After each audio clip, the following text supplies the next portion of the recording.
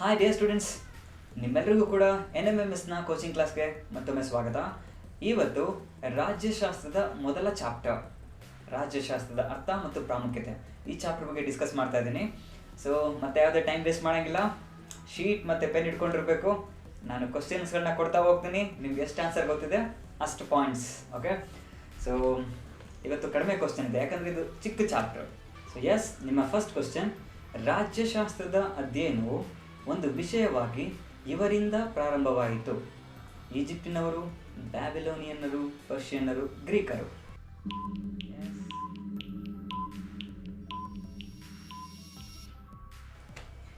Answer ಗ್ರೀಕರು. ನೋಡಿ, ಈಗ ನಿಮ್ಗೆ ಅನ್ಸುತ್ತೆ ಸರ್, ಈ ಗ್ರೀಕರು ಅಂದರೆ ಎಲ್ಲಿರ್ತಾರೆ? ಸೊ ಮ್ಯಾಪ್ ತೋರಿಸ್ತೀನಿ ಈಗ. ನೋಡಿ, ಇದು ಎಂಟೈರ್ ನಮ್ಮ ಗ್ಲೋಬ್ ಅಂದರೆ ವರ್ಲ್ಡ್ ಅಂತ ಅನ್ಕೊತೀವಿ. ನೋಡಿ, ಇಲ್ಲಿದೆ ಚಿಕ್ಕದಾಗ ನಮ್ಮ ಇಂಡಿಯಾ. ಎಸ್, ಇದು ಇಂಡಿಯಾ. ಈ ಕಡೆ ಹೋದರೆ ಪಾಕಿಸ್ತಾನ್, ಪಕ್ಕದಲ್ಲಿ ಇರಾನ್, ಹಿಂಗೆ ಬಂದರೆ ಇರಾಕ್, ಈ ಕಡೆ ಎಲ್ಲ ಬರ್ತವೆ. ನೆಕ್ಸ್ಟು ಇಲ್ಲಿ ನೋಡಿ ಅರೇಬಿಯಾ ಇದೆ, ಇಲ್ಲಿ ಆಫ್ರಿಕಾ ಇದೆ. ನೆಕ್ಸ್ಟ್ ನೋಡಿ, ಇಲ್ಲಿ ಚಿಕ್ಕದಾಗಿ ಇಲ್ಲೊಂದು ರೆಡ್ ಕಲರ್ ಇದೆ, ಇಲ್ಲೊಂದು ರೆಡ್ ಕಲರ್ ಇದೆ. ಇಷ್ಟನ್ನೇ ಝೂಮ್ ಮಾಡಿ ಇಲ್ಲಿ ತೋರಿಸಿದ್ದಾರೆ, ಆಯಿತಾ? ಎಸ್. ಸೊ ಇದೇನಂತಂದರೆ ಇಲ್ಲಿ ಫಸ್ಟ್ ಬರುವಂಥದ್ದು ಇಲ್ಲಿ ಗ್ರೀಸ್. ಆ ಗ್ರೀಸ್ನ ಜನರನ್ನ ನಾವು ಗ್ರೀಕ್ಸ್ ಅಂತೇಳಿ ಕರಿತೀವಿ. ಹಾಗೆ ಇನ್ನು ಇದ್ರ ಪಕ್ಕದಲ್ಲಿ ಇಟಲಿ. ಈ ಇಟಾಲಿಯನ್ನರನ್ನ ರೋಮನ್ನರು ಅಂತಲೂ ಕೂಡ ಕರೀತಾರೆ. ರೋಮನ್ಸ್ ಅಂತಂದಾಗ ಇವರು ರೋಮನ್ನರು, ಗ್ರೀಕರು ಅಂದಾಗ ಇವರು, ಆಯಿತಾ? ಅಲೆಕ್ಸಾಂಡರ್ ಹೆಸರು ಕೇಳಿರ್ತೀರಾ? ಸೊ ಅಲೆಕ್ಸಾಂಡರ್ ಈ ಗ್ರೀಸ್ನಿಂದ ಬಂದಿದ್ದು ಇಂಡಿಯಾ ಕಡೆ. Okay, yes. ಸೊ ಇದು ಫಸ್ಟ್ ಕ್ವಶನ್. ಟೆಕ್ಸ್ಟ್ ಬುಕ್ಕಲ್ಲಿ ನೋಡೋಣ ಈಗ. ಸೊ ಎಸ್, ನಿಮ್ಮ ಟೆಕ್ಸ್ಟ್ ಬುಕ್ಕಲ್ಲಿ ನೋಡಿ, 2ನೇ ಪ್ಯಾರಾಗ್ರಾಫ್ ಫಸ್ಟ್ ಲೈನಲ್ಲಿದೆ, ರಾಜ್ಯಶಾಸ್ತ್ರದ ಮೂಲವನ್ನು ನಾವು ಗ್ರೀಸ್ ದೇಶದಲ್ಲಿ ಕಾಣ್ಬೋದು. ಸೊ ಈ ಗ್ರೀಸ್ ದೇಶದವ್ರಿಗಿಂತ ಈಜಿಪ್ಷಿಯನರು, ಬ್ಯಾಬಿಲೋನಿಯನ್ನರು, ಪರ್ಷಿಯನ್ನರು ಇವರೆಲ್ಲರೂ ಕೂಡ ಫಸ್ಟೇ ಸ್ಟಡಿ ಮಾಡಿದರೂ ಕೂಡ ಅದ್ರ ಬಗ್ಗೆ ಡೀಟೇಲಾಗಿ ಒಂದು ಸಪ್ರೇಟ್ ಆಗಿರುವಂಥ ಸಬ್ಜೆಕ್ಟಾಗಿ ಸ್ಟಡಿ ಮಾಡಿದವರು ಈ ಗ್ರೀಸ್ನವರು. ಸೊ ಎಸ್, ಈ ರೀತಿ. ಸೆಕೆಂಡ್ ಕ್ವಶನ್ ನೋಡೋಣ ಈಗ. ಸೊ ನಿಮ್ಮ ಸೆಕೆಂಡ್ ಕ್ವಶನ್ ನೋಡಿ, ಸರಿಯಾಗಿ ಹೊಂದಿಕೆಯಾಗುವುದನ್ನು ಆರಿಸಿ. ನೋಡೋಣ. Plato politics, Aristotle republic, Kautilya ಅರ್ಥಶಾಸ್ತ್ರ, ಮೇಲಿನ ಎಲ್ಲವೂ. ಸೊ ಯಾವ್ದು ಆನ್ಸರ್?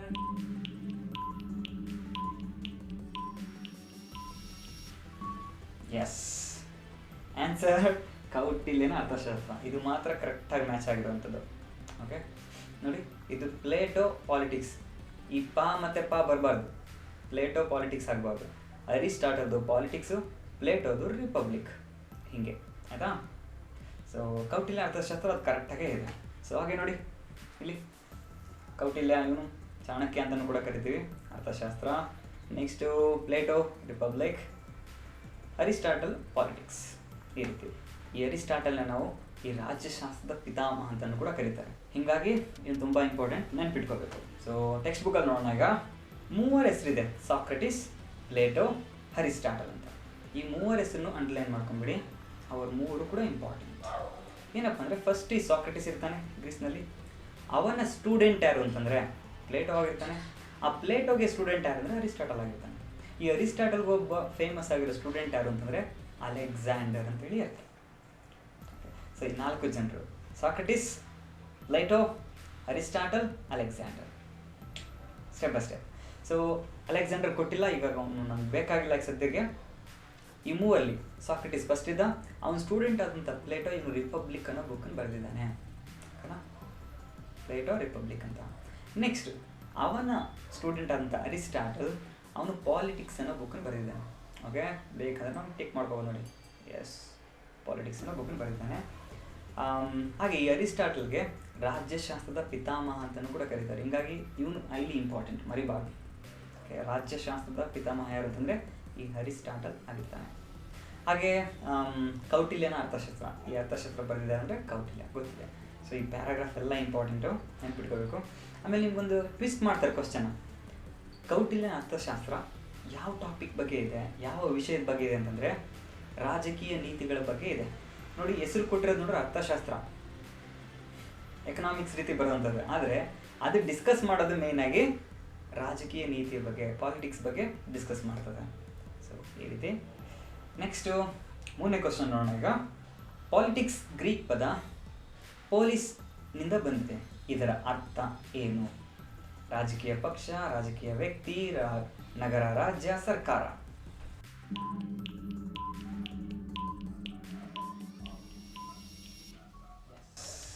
ಆನ್ಸರ್ ನಗರ ಮತ್ತು ರಾಜ್ಯ. ಈ ರೀತಿ ನಗರ ರಾಜ್ಯ. ಸೊ ಟೆಕ್ಸ್ಟ್ ಬುಕ್ಕಲ್ಲಿ ನೋಡಿ, ಈಗ ಈ ಪ್ಯಾರಾಗ್ರಾಫ್ನಲ್ಲಿ ಕೊಟ್ಟಿದ್ದಾರೆ, ಪಾಲಿಟಿಕ್ಸ್ ಎಂಬ ಪದ ನಗರ ರಾಜ್ಯ ಎಂಬ ಅರ್ಥವುಳ್ಳ ಮೂಲ ಗ್ರೀಕ್ ಪದವಾದ ಪಾಲಿಸ್ ಎಂಬುದರಿಂದ ಹುಟ್ಟಿ ಬಂದಿದೆ ಅಂತ. ಅಂದರೆ ಈ ಪಾಲಿಟಿಕ್ಸ್ ಅನ್ನೋ ಪದ, ಪಾಲಿಸ್ ಅನ್ನೋ ವರ್ಡಿಂದ, ಆ ಪಾಲಿಸ್ ಅಂತಂದರೆ ನಮ್ಮ ಪೊಲೀಸ್ ಕಾನ್ಸ್ಟೇಬಲ್ ಅಂತ ಅಂದ್ಕೊಳ್ಳೋಂಗಿಲ್ಲ. ಆ ಪಾಲಿಸ್ ಅಂದರೆ ನಗರ ರಾಜ್ಯ ಅಂತೇಳಿ ಅರ್ಥ. ಓಕೆ, ಎಸ್, ಇದು ಮರಿಬಾರ್ದು. ಹಾಗೆಯೇ ಇದು ಕೂಡ ಇಂಪಾರ್ಟೆಂಟ್, ಸ್ವಲ್ಪ ಟಿಕ್ ಹಾಕೊಂಡಿರಿ. ರಾಜ್ಯಶಾಸ್ತ್ರವು ರಾಜ್ಯದ ಮೂಲ, ಬೆಳವಣಿಗೆ, ಸ್ವರೂಪ, ಆಡಳಿತ ಪದ್ಧತಿ, ರಾಜ್ಯದ ಕಾರ್ಯವ್ಯಾಪ್ತಿ, ಪೌರರ ಹಕ್ಕು, ಈ ವಿಷಯದ ಬಗ್ಗೆನೂ ಕೂಡ ಅಧ್ಯಯನ ಮಾಡಲಾಗ್ತದೆ. ಇದ್ರ ಬಗ್ಗೆನೂ ಕೂಡ ಡಿಸ್ಕಸ್ ಮಾಡಲಾಗುತ್ತೆ ಆ ರೀತಿ. ಸೊ ನೆಕ್ಸ್ಟು ನಿಮ್ಮ 4ನೇ ಕ್ವಶನ್, ಕೆಳಗಿನವುಗಳಲ್ಲಿ ಯಾವುದು ರಾಜ್ಯಶಾಸ್ತ್ರದ ಪ್ರಾಮುಖ್ಯತೆಗೆ ಹೆಚ್ಚು ಸಂಬಂಧಿಸಿದೆ? ರಾಜ್ಯದ ಹುಟ್ಟು ಮತ್ತು ಬೆಳವಣಿಗೆ, ಆಧುನಿಕ ಕಲ್ಯಾಣ ರಾಜ್ಯವನ್ನು ಸ್ಥಾಪಿಸಲು ಸಹಾಯ ಮಾಡುತ್ತದೆ, ಸಂವಿಧಾನ ಮತ್ತು ಕಾನೂನುಗಳ ಜ್ಞಾನವನ್ನು ಒದಗಿಸುತ್ತದೆ, ಮೇಲಿನ ಎಲ್ಲವೂ. ದೊಡ್ಡ ಕ್ವಶನ್. ಎಸ್ ಸರ್, ಕ್ವಶನ್ ಸ್ವಲ್ಪ ದೊಡ್ಡಗಿದೆ ಸರ್, ಸ್ವಲ್ಪ ಟೈಮ್ ಕೊಡಿ ಸರ್ ಅಂತ ಅನ್ಬೋದು. ಸೊ ಓಕೆ, ಮತ್ತೊಮ್ಮೆ ಕೌಂಟ್ ಮಾಡಿ. 1 2 3 4 5. ಎಸ್, ಆನ್ಸರ್ ಮೇಲಿನ ಎಲ್ಲವೂ. ನೋಡಿ, ಎಲ್ಲದೂ ಕೂಡ ಸೇರ್ಕೊಂತವೆ. ಹೆಂಗೆ? ನಿಮ್ಮ ಟೆಕ್ಸ್ಟ್ ಬುಕ್ ನೋಡೋಣ. ಈಗ ನಿಮ್ಮ ಟೆಕ್ಸ್ಟ್ ಬುಕ್ನಲ್ಲಿ ರಾಜ್ಯಶಾಸ್ತ್ರದ ಪ್ರಾಮುಖ್ಯತೆ ಹಂಗಂದರೆ, ಈ ರಾಜ್ಯಶಾಸ್ತ್ರವನ್ನು ಓದೋದ್ರಿಂದ ನಮಗೆ ಉಪಯೋಗ ಏನೇನಾಗುತ್ತೆ, ಏನೇನು ಬೆನಿಫಿಟ್ಸ್ಗಳು ಸಿಗುತ್ತೆ, ಅದನ್ನು ನಾವು ಪ್ರಾಮುಖ್ಯತೆ ಅಂತೇಳಿ ಕರಿತೀವಿ. ಸೊ ನೋಡಿ, ರಾಜ್ಯಶಾಸ್ತ್ರ ಓದೋದ್ರಿಂದ ಇವೆಲ್ಲ ಬೆನಿಫಿಟ್ಸ್ಗಳು ಸಿಗ್ತವೆ ಅಂತೇಳಿ ನಾನು ಸ್ವಲ್ಪ ಇಂಪಾರ್ಟೆಂಟ್ ಇರೋದು ಟಿಕ್ ಮಾಡಿಕೊಡ್ತಿದ್ದೀನಿ. ರಾಜ್ಯಶಾಸ್ತ್ರವು ರಾಜ್ಯವೊಂದರ ಉಗಮ ಮತ್ತು ಬೆಳವಣಿಗೆ ಬಗ್ಗೆ ತಿಳಿಸ್ಕೊಡ್ತದೆ. ಒಂದು ರಾಜ್ಯ ಅನ್ನೋದು ಯಾವ ರೀತಿ ಹುಟ್ಟು, ಯಾವ ರೀತಿ ಬೆಳೆಯುತ್ತೆ, ಆ ರೀತಿ. ನೆಕ್ಸ್ಟು ಚಕ್ರಾಧಿಪತ್ಯ, ಸಮಾನತೆ, ನ್ಯಾಯ, ಸ್ವತಂತ್ರ, ಉತ್ತಮ ಸರ್ಕಾರ, ಯುದ್ಧ, ಶಾಂತಿ, ಇವುಗಳ ಬಗ್ಗೆನೂ ಕೂಡ ತಿಳಿಸ್ಕೊಡ್ತದೆ. ಚಕ್ರಾಧಿಪತ್ಯ ಅಂತಂದರೆ ಒಬ್ಬ ರಾಜ ಇರ್ತಾನೆ, ದೊಡ್ಡ ರಾಜ. ಓಕೆ, ಇಂಗ್ಲೀಷ್ನಲ್ಲಿ ನಾವು ಡಿಕ್ಟೇಟರ್ ಅಂತ ಹೇಳ್ತೀವಿ, ಅಂದರೆ ಅವನು ಒಬ್ಬನೇ ಮಾತು, ಯಾರು ಎಕ್ಸ್ಟ್ರಾ ಮಾತಾಡೋಂಗಿಲ್ಲ, ಅದನ್ನು ಚಕ್ರಾಧಿಪತ್ಯ, ಏಕಚಕ್ರಾಧಿಪತ್ಯ ಅಂತ ಹೇಳ್ತಾರೆ.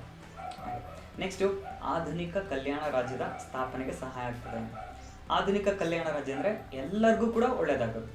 ಎಲ್ಲ ಆ ಜಾತಿ ಈ ಜಾತಿ ಅಂತ ಏನು ನೋಡೋದು, ಎಲ್ಲ ಜಾತಿಯವ್ರಿಗೂ, ಎಲ್ಲ ಧರ್ಮದವ್ರಿಗೂ ಕೂಡ ಒಳ್ಳೆಯದನ್ನು ಆಗುವಂಥದ್ದಕ್ಕೆ ಆಧುನಿಕ ಕಲ್ಯಾಣ ರಾಜ್ಯ ಈ ರೀತಿ ಕರೀತಾರೆ.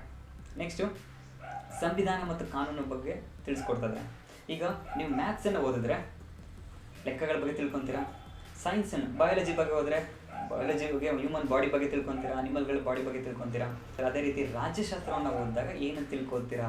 ಸೊ ಆ ರೀತಿ ಇವು ಬೆನಿಫಿಟ್. ನೆಕ್ಸ್ಟು ಸಂವಿಧಾನದ ಬಗ್ಗೆ ತಿಳ್ಕೊತೀವಿ, ಕಾನೂನುಗಳ ಬಗ್ಗೆ ತಿಳ್ಕೊತೀವಿ. ಹಾಗೆ ಇವುಗಳನ್ನ ಕೂಡ ಟಿಕ್ ಹಾಕೊಂಡ್ಬಿಡಿ, ಇವುಗಳು ಕೂಡ ಸ್ವಲ್ಪ ಇಂಪಾರ್ಟೆಂಟ್ಸ್. ಓಕೆ, ಎಸ್, ನೋಡಿ ನೀವಿದೆ. ಉತ್ತಮ ನಾಯಕರು ಬೆಳೆಸುತ್ತೆ. ಹಾಗೆ ರಾಜಕೀಯ ಸಂಸ್ಥೆಗಳದ್ದು ಒಳ್ಳೆಯ ಪಕ್ಷಗಳು, ಒಕ್ಕೂಟಗಳು ಅಂದರೆ ಗ್ರೂಪು ಅಂತ ಹೇಳ್ತೀವಿ. ಸ್ಥಳೀಯ ಸಂಸ್ಥೆಗಳು ಅಂದರೆ ಪಂಚಾಯಿತಿ ಅಂತ ಹೇಳ್ತೀವಿ, ಅದನ್ನ ನಾವು ಸ್ಥಳೀಯ ಸಂಸ್ಥೆಗಳು ಅಂತೇಳಿ ಕರೀತಾರೆ, ಪಂಚಾಯಿತಿಗಳು ಅದನ್ನು. ನೆಕ್ಸ್ಟ್ ಅಂತಾರಾಷ್ಟ್ರೀಯ ಸಂಬಂಧಗಳು ಅಂದರೆ ಬೇರೆ ಬೇರೆ ದೇಶದ ಜೊತೆ ನಮ್ಮ ದೇಶ ಯಾವ ರೀತಿ ಸಂಬಂಧವನ್ನು ಇಟ್ಕೊಂಡಿದೆ, ಎಂಥ ಒಂದು ರಿಲೇಷನ್ಶಿಪ್ ಇದೆ, ಇದ್ರ ಬಗ್ಗೆ ತಿಳಿಸ್ಕೊಡ್ತದೆ ರಾಜ್ಯಶಾಸ್ತ್ರ. ಸೊ ಇಷ್ಟು ನೋಡಿ, ಚಾಪ್ಟರ್ ಮುಗಿದೈತೆ. ಇದೊಂದು ಚಿಕ್ಕ ಚಾಪ್ಟರ್ ಆಗಿದೆ. ಸೊ ಅದಕ್ಕೆ 4 ಕ್ವಶನ್ಗೆ ಮುಗಿಸಿದ್ದೀನಿ. ಈಗ ಪ್ರೀವಿಯಸ್ ಇಯರ್ ಕ್ವಶನ್ಸ್ಗಳು ಈ ಚಾಪ್ಟರಿಂದ ಯಾವ್ದಾದ್ರು ಬಂದಿದೆ. Okay, let's see. ಸೊ ಇದು ನೋಡಿ, 2019ರಲ್ಲಿ ಈ ಕ್ವಶನ್ ಬಂದಿತ್ತು. ನಾನು ಕೂಡ ಇದನ್ನು ಆಲ್ರೆಡಿ ಕೊಟ್ಟಿದ್ದೀನಿ. ರಾಜ್ಯಶಾಸ್ತ್ರಕ್ಕೆ ಒಂದು ಸ್ವತಂತ್ರ ವಿಜ್ಞಾನದ ಸ್ಥಾನಮಾನವನ್ನು ಕೊಟ್ಟವರು ಯಾರು? ನಾವು ಆಲ್ರೆಡಿ ನೋಡ್ದಂಗೆ ಗ್ರೀಕರು. ಇದು ಆನ್ಸರ್ ಆಗಿರ್ತದೆ, ಗ್ರೀಕ್ಸ್. ಸೊ ನೆಕ್ಸ್ಟು, ಸೊ ಇದು ನೋಡಿ 5ನೇ ಕ್ವಶನ್. ಇದಕ್ಕೆ ನೀವು ಆನ್ಸರ್ ಮಾಡಬೇಕು. ಪ್ರಾಚೀನ ರಾಜಕೀಯ ಚಿಂತಕನಾಗಿದ್ದ ಅರಿಸ್ಟಾಟಲ್ನು ಇವರ ಶಿಷ್ಯನಾಗಿದ್ದನು. ಸ್ಟ್ರಾಬೋ, ಸಾಕ್ರೆಟಿಸ್, ಪ್ಲೇಟೋ, ದೀರ್ಘ.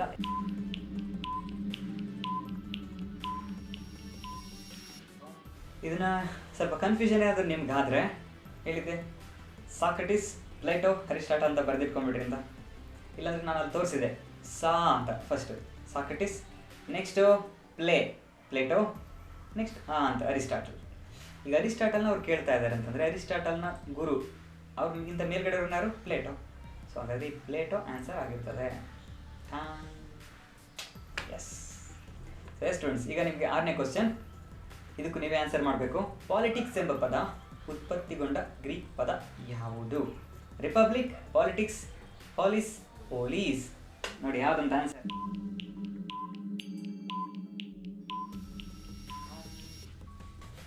Time up. ಆನ್ಸರ್ ಯಾವುದಂತ ಹೇಳಿದ್ವಿ? ಪಾಲಿಸ್. ಇದು ಪೊಲೀಸ್ ಆದರೆ ಈ ಪೊಲೀಸ್ ಕಾನ್ಸ್ಟೇಬಲ್ ಅಂತ ಅದಾಗ್ಬಿಡ್ತದೆ. ಸೊ ಇದನ್ನ ಹಾಕ್ಬಾರ್ದು, ಇದು ಪಾಲಿಸ್. ಈ ಪಾಲಿಸ್ ಅಂದರೆ ನಗರ ರಾಜ್ಯ ಅಂತ ಹೇಳಿದ್ವಲ್ಲ, ಎಸ್ ಹಾಗೆ. ಸೊ ನೆಕ್ಸ್ಟ್ ಕ್ವಶನ್, ಡಿಪಾರ್ಟ್ಮೆಂಟ್ ಬುಕ್ಕಿಂದ ಬಂದಿರೋಂಥ ಕ್ವಶನು. ರಾಜ್ಯಶಾಸ್ತ್ರದ ಪಿತಾಮಹ ಎಂಬ ಗೌರವಕ್ಕೆ ಪಾತ್ರರಾದ ತತ್ವಜ್ಞಾನಿ ಯಾರು? ಪಿತಾಮಹ ಅಂತ ಯಾರನ್ನು ಕರೀತಾರೆ? Aristotle, Plato, Socrates, Alexander. Easy, ನಾನು ಕೂಡ ಹೇಳಿದ್ದೀನಿ, ಟ್ರೈ ಮಾಡಿ.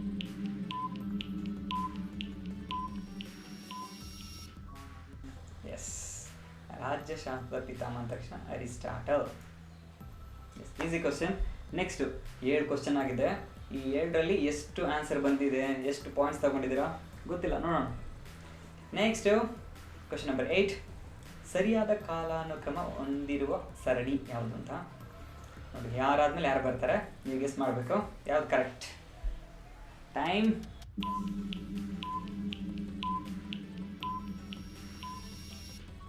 ಎಸ್.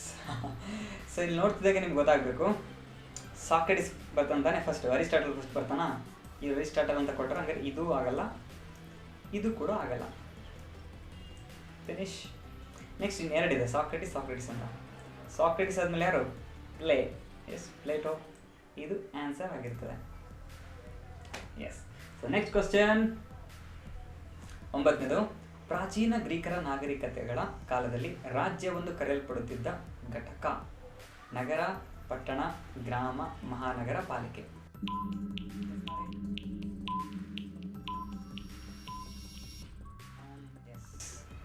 ನೋಡಿ, ನಗರ ಅನ್ನೋದು ಮಾತ್ರ ಕೇಳಿದ್ವಿ ನಾವು, ಪಟ್ಟಣ ಅಂತ ಎಲ್ಲಾರ ಕೇಳಿದ್ವಾ? ಇಲ್ಲ ತಾನೆ. ಸೊ ನಗರ ಅನ್ನೋದು ಆನ್ಸರ್ ಆಗಿರ್ತದೆ. ಸೊ ಲಾಸ್ಟ್ ಕ್ವಶನ್, ಅರಿಸ್ಟಾಟಲ್ ರವರನ್ನು ರಾಜ್ಯಶಾಸ್ತ್ರದ ಪಿತಾಮಹ ಎನ್ನಲು ಕಾರಣ. ಇದು ಸ್ವಲ್ಪ ಟಫ್ ಆಗಿದೆ, ಟ್ರೈ ಮಾಡಿ ನೋಡೋಣ. ಪಾಲಿಟಿಕ್ಸ್ ಎಂಬ ಕೃತಿ ರಚಿಸಿದ್ದರಿಂದ, ಪ್ಲೇಟೋನ ಶಿಷ್ಯರಾಗಿದ್ದರಿಂದ, ರಾಜ್ಯಶಾಸ್ತ್ರದ ಅಧ್ಯಯನವನ್ನು ಕ್ರಮಬದ್ಧಗೊಳಿಸಿ ತಳಪಾಯ ಹಾಕಿದ ಪ್ರಥಮ ಚಿಂತಕರು, ರಾಜ್ಯಶಾಸ್ತ್ರಕ್ಕೆ ಒಂದು ಸ್ವತಂತ್ರ ಸ್ಥಾನಮಾನ ಕೊಟ್ಟಿದ್ದರಿಂದ.